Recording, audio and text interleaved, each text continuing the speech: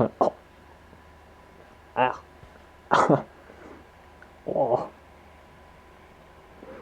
oh, I just ate some fursuit hair. Blah,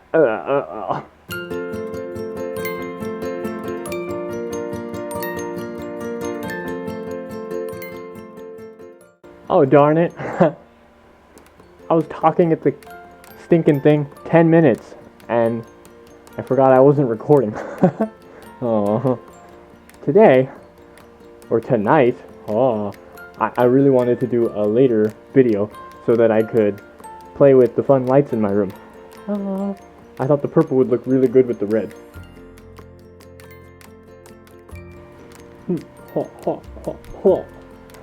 And so what I wanted to talk about was love, like I do all the time, and getting your heart broken, which I think we have all felt. Some of us have broken other people's hearts. It's okay. It's okay. I wrote a bit of a script that I was going to kind of follow somewhat, and I'll probably deviate. And with this thing on my head, I can't really see anything. I don't have my glasses on either. Okay. We zoomed it in like 10 times. And now we can see it. To love is to get your heart broken. Not in a negative way. A true unconditioned love has no strings attached. Whether or not someone chooses to be with you is their choice, not yours. Just as you are allowed to leave a relationship that isn't serving you. That's your choice. You can't make someone want to be with you. You can only be true to yourself. You are on your own path, and they are on theirs, but it's so beautiful when you get to walk together, I know. True love wishes the best for the other, even when it can be hard to swallow. I feel a big part of it is that we feel like we need this person to complete us. We get so used to them being around, it's tough to realize that they may never love you the same way again. But there was a time you were surviving without them before you met, yeah? So how do you turn that surviving into thriving? Ha! It's so difficult to scroll with these big giant dog fingers. I want to scroll. Oh no, I went too far. So the true everlasting love that you want from someone else can only come from inside. It sounds a little woo-woo, but it's right there waiting for you to recognize it. It's okay if you don't feel it. Most of us have a lot of self-brutality that we have to dig through to reveal it, and that's your journey. Your beautiful and unique story that only you get to tell. Digging into why we feel that way is a whole other video I'll probably do sometime. Just trust me right now when I say there is an endless river of self-love tucked away, and follow me on this, you know? When you recognize it for yourself, and you start to bust open the dam that's blocking it, you'll positively magnetize love around you. It just doesn't go away. A good problem to have, right? Even if the person who embodies your love leaves, you can love what they represented and showed you about yourself. You can love that they loved you, even if just for a moment. With my own experiences, I have learned that with pain there always comes a great sense of growth. It's not easy to look at our pain objectively, but it's all being transformed into understanding if we direct it. And the only meaningful direction in life is forward. Anything else, and you're really only inviting more pain in by trying to fight the current, you know? Wrestling with the truth.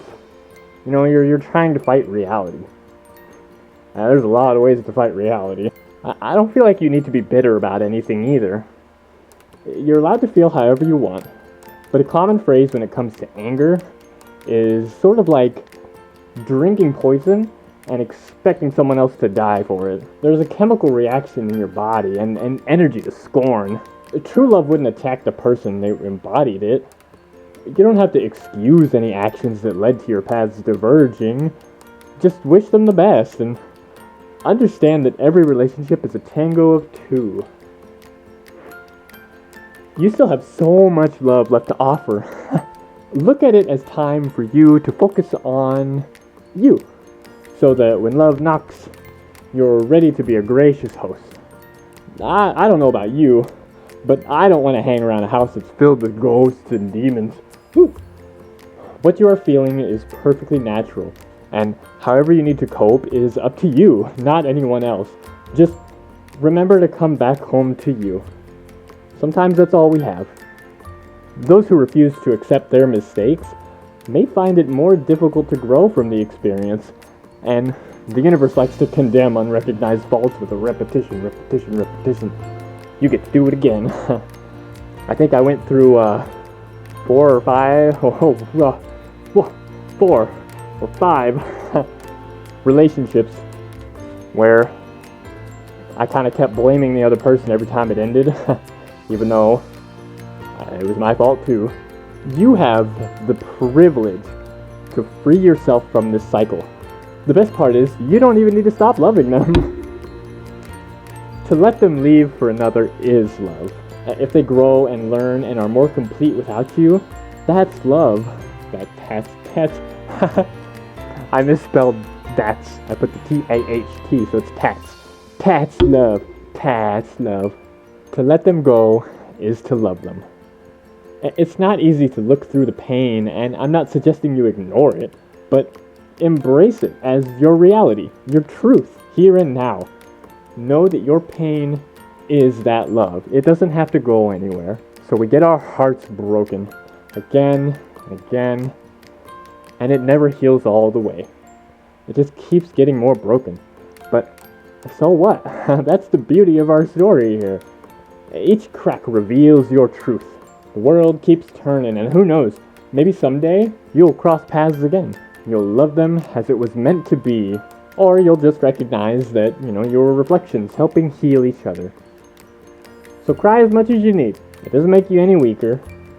It's strength to just allow it to be. Love yourself with that same intensity.